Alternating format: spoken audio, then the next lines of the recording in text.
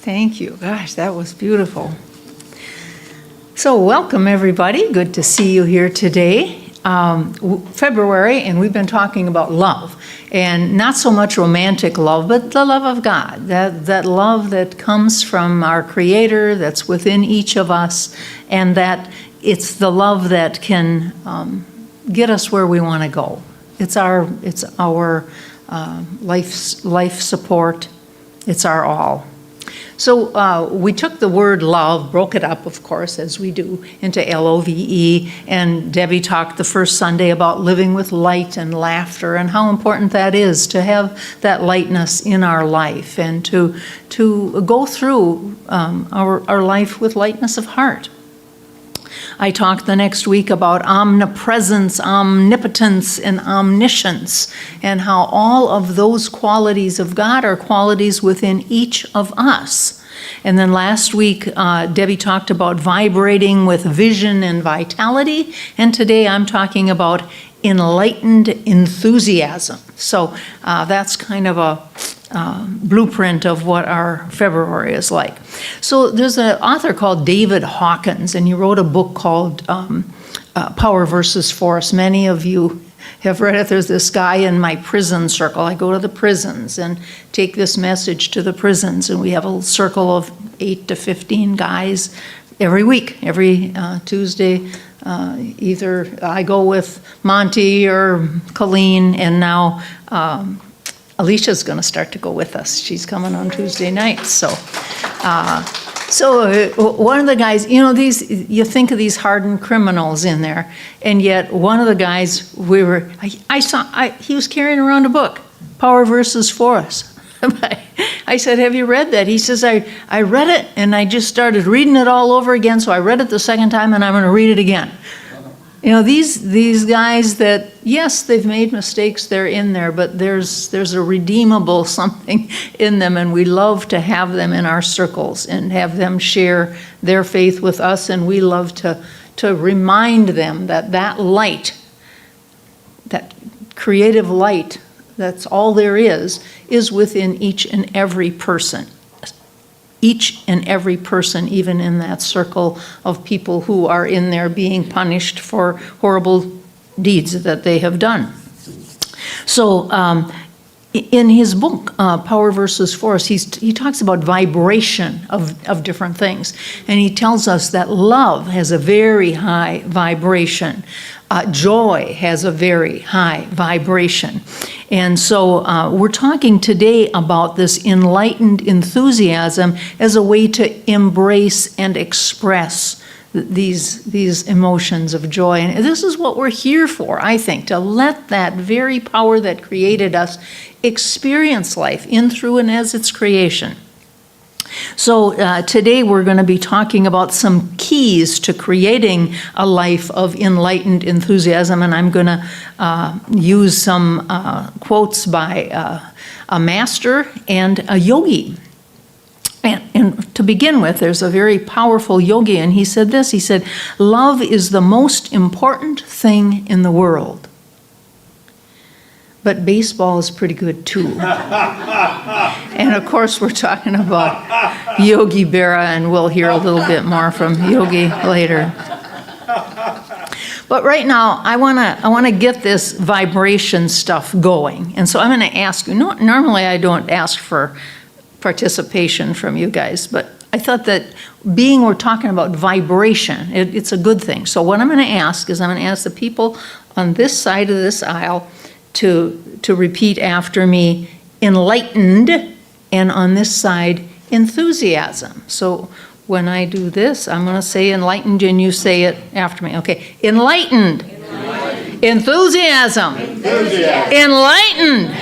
Enthusiasm. Enlightened. Oh, you guys are real good at this.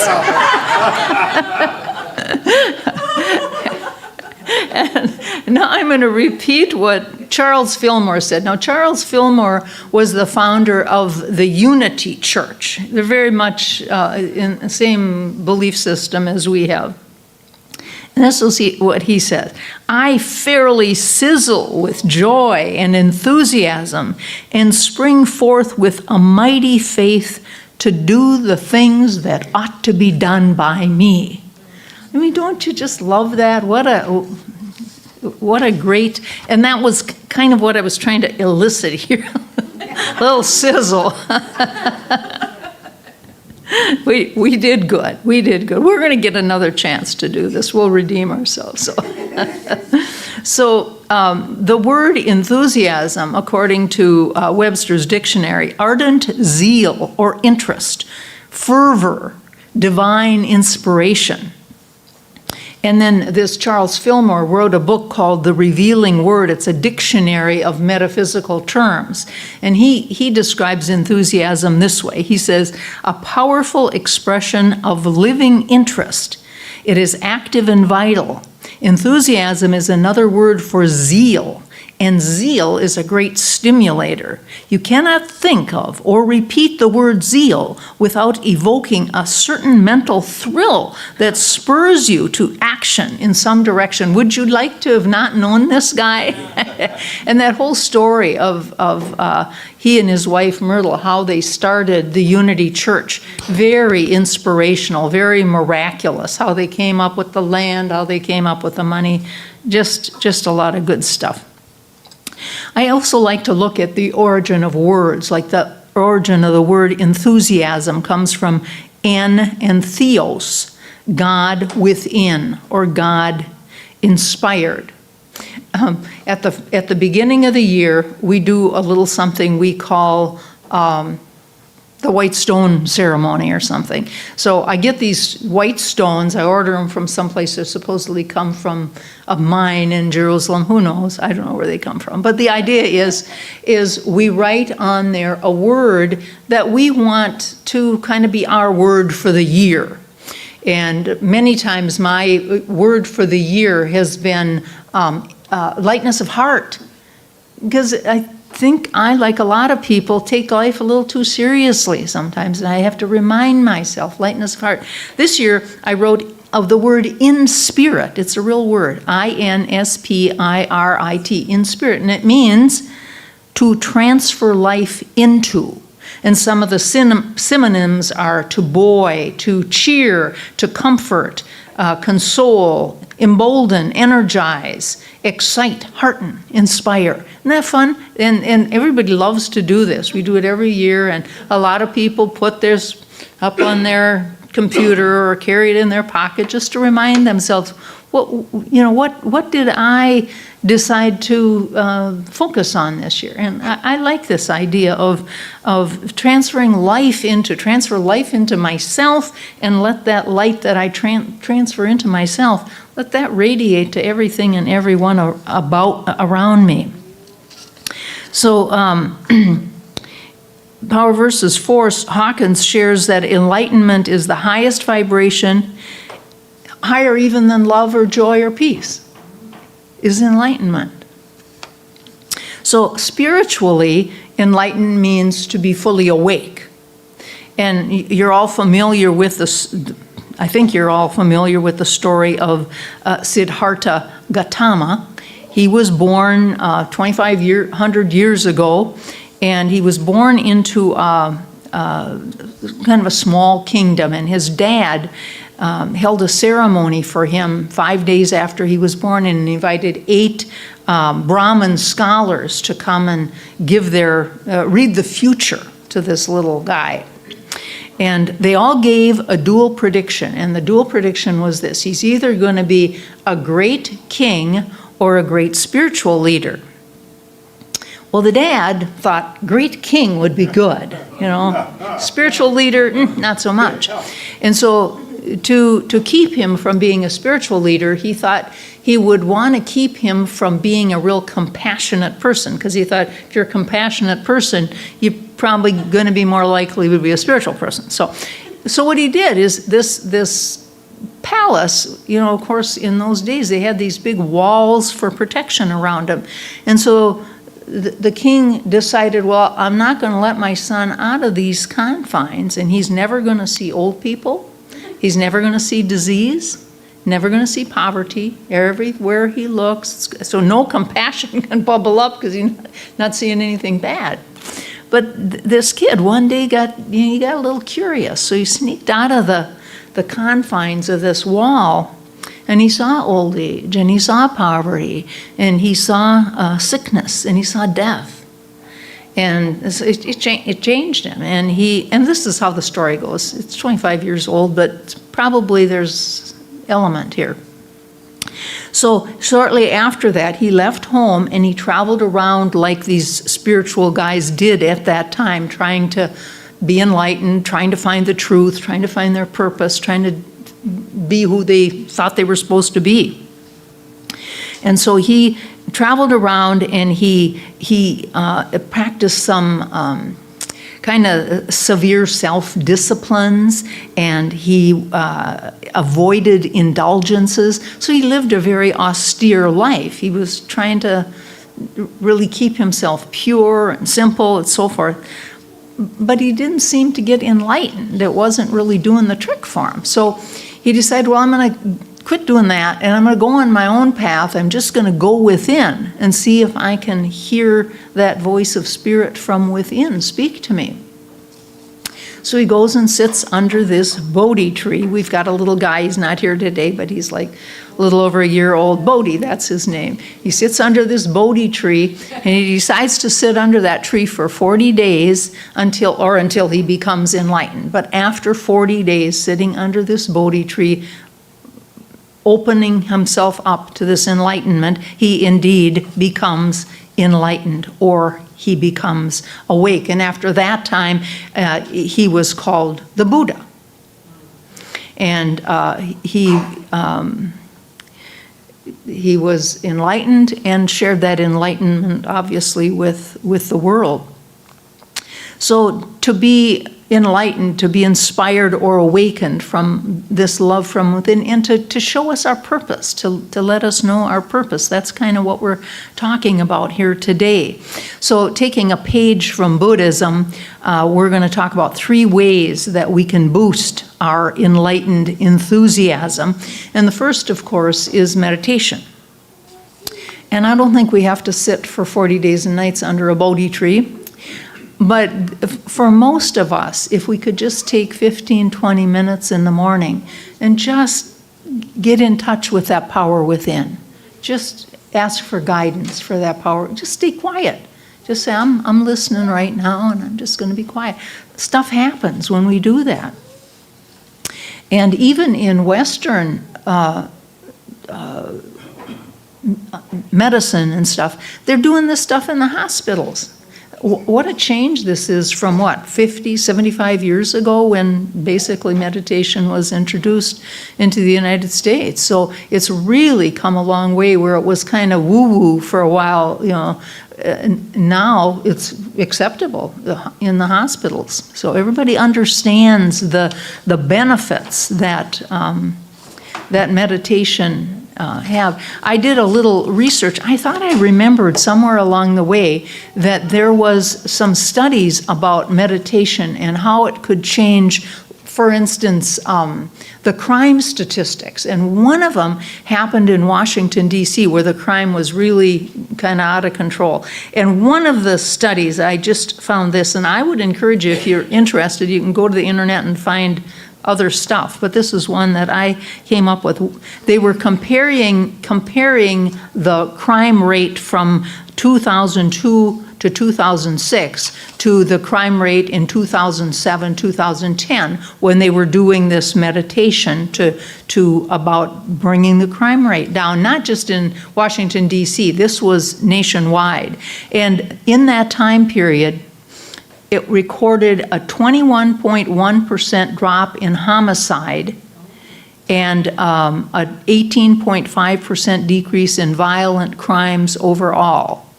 And that would break down, for instance, to 8,157 lives that weren't taken because of this meditation. And this sampling apparently was done in 206 urban areas of over 100,000. And again, I pulled this out just because I remember there were some pretty interesting statistics, but this idea of meditating is so powerful. And as I said, now even the hospitals in Western medicine seem to be onto it and taking advantage of it.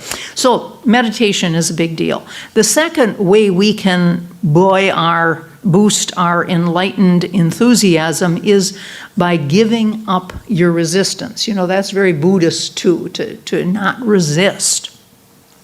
Give up your resistance to that which you do not want. It's our resistance to that which we say we don't want that causes our suffering. And we can set an intention to give that up. Diane Harmony wrote a book called The 5 Gifts for an Abundant Life, and one of the things she writes in there is this: when we let go and let God, we are in the midst of a spiritual practice so powerful that the core beliefs that have held us captive and small can be dismantled. Resistance to our good can melt away. Fear of the unknown can be shattered. A sense of oneness with God and all life can be embodied. And a whole new world of infinite possibilities are open for us. So these are the kinds of things that we want to think, instead of resisting what we don't want, just do a little acceptance and just know that there's a power in the universe that can make our way smooth for us. There's a lot of good quotes along these ways. We become what we think. I accept the here and now. I like a quote from the Bible in Philippians 4:11. Says, "For I've learned in whatever state I'm in, therein to be content." Isn't that powerful?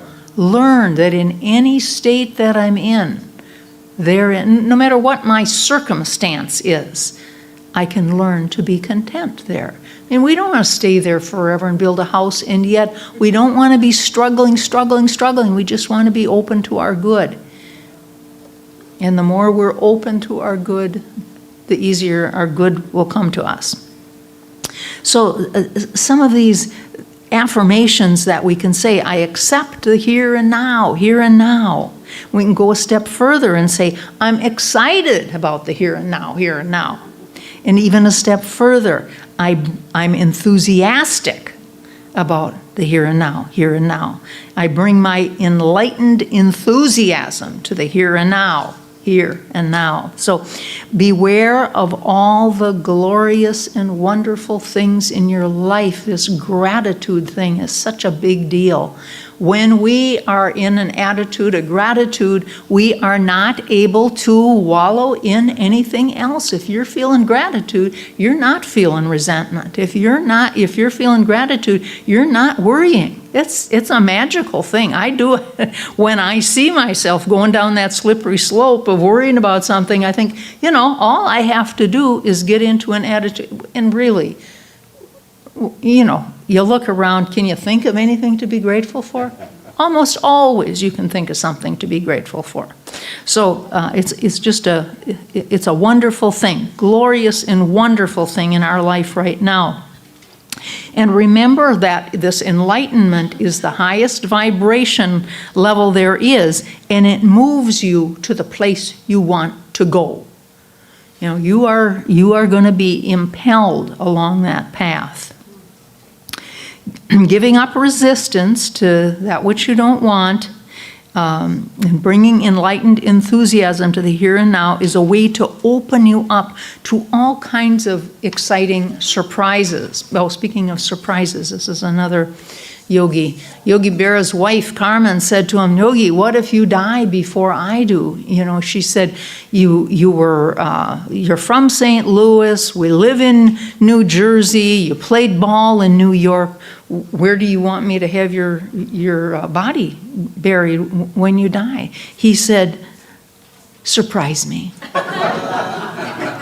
Now, those aren't the kind of surprises but we're talking about surprises that come from this enlightened enthusiasm to the here and now. You know, how wonderful it is to be aware of the here and now. Sit in a little gratitude, be open to our good. And then the third thing to boost our enlightened enthusiasm, beside meditation and then this idea of non-resistance, is realize that the universe is for you. What a wonderful realization that is when you think about, the power of the universe that created everything and everyone. I mean, you think of the vastness of the cosmos.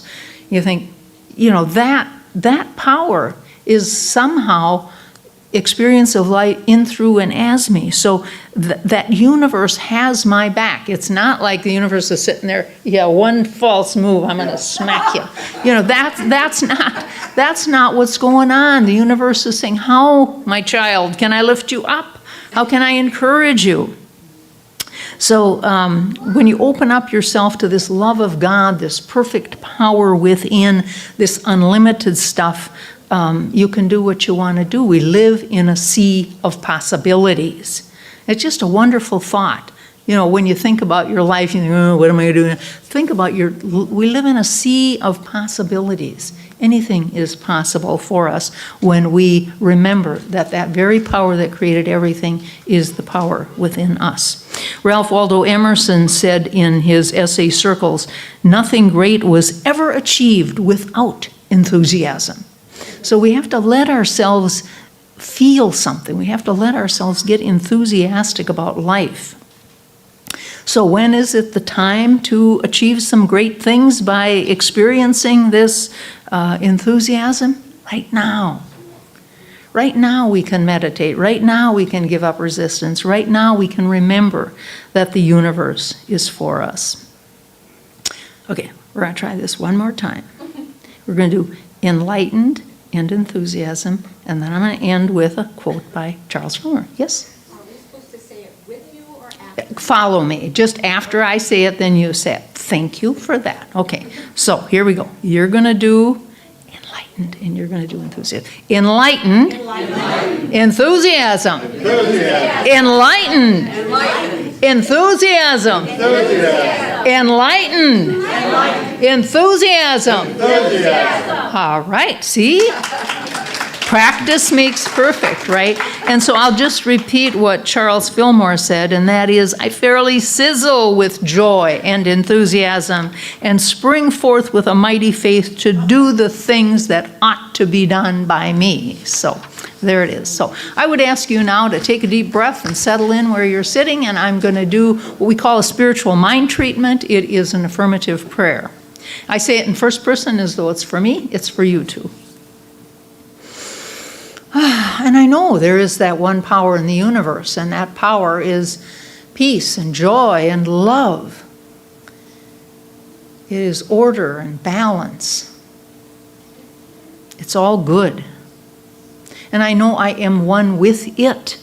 It experiences life in, through, and as its creation, in, through, and as me, in, through, and as every person.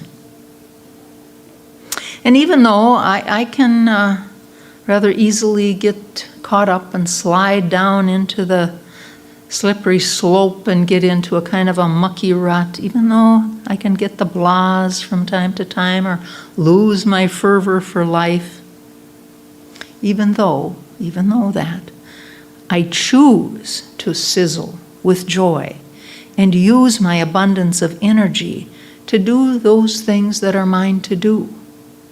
I choose that. There is a power in the universe for good, and I can consciously use it. I live in a sea of possibilities. I choose to meditate, live in non-resistance, and remember that the universe is always for me. Grateful that my word is spoken into law, and it's like a seed that's planted in fertile, welcoming soil. I know it is done unto me as I believe. In gratitude, I release these words to the beneficent conspiracy, and so it is.